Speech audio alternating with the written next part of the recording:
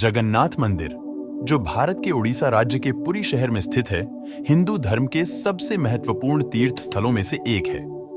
यह मंदिर भगवान जगन्नाथ, जो भगवान विष्णु का एक रूप, उनके भाई बलभद्र और बहन सुभद्रा को समर्पित है।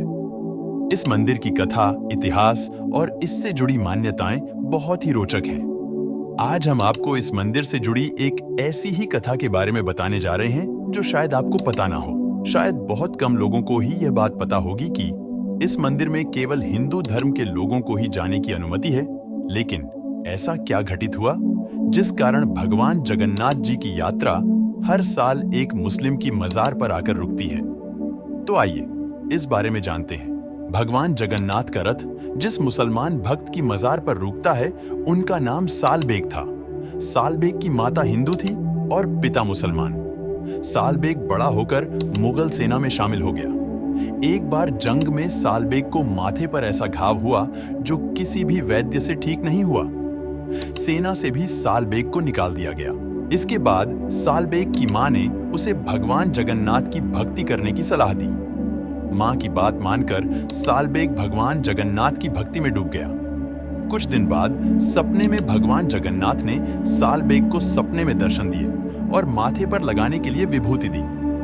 सालबेग ने सपने में ही उस विभूति को सिर पर लगाया और जैसे ही उसकी नींद खुली, उसने देखा कि वह पूरी तरह स्वस्थ हो चुका है। इसके बाद सालबेग भगवान जगन्नाथ का भक्त बन गया।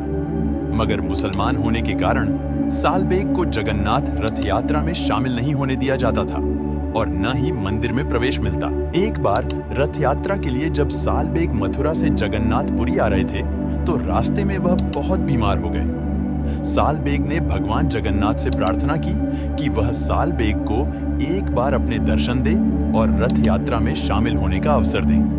बताया जाता है कि जब रथ सालबेग की कुटिया के पास से गुजर रहा था, तो वहां आकर रुक गया और लाख कोशिशों के बाद भी टस से मस नहीं हुआ। बाद में जब सालबेग वहां पहुंचा और उसने भगवान जगन्नाथ की पूजा की, फिर रथ आगे आराम से बढ़ गया। तभी से यह परंपरा चली आ रही है कि कुछ समय तक सालबेग की मजार के पास रथ रुकेगा और फिर मौसी के घर गुंडीचा मंदिर के लिए रथ का पहिया आगे बढ़ता है।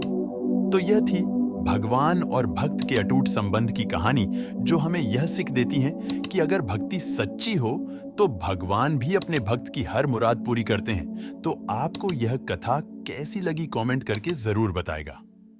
धन्यवाद।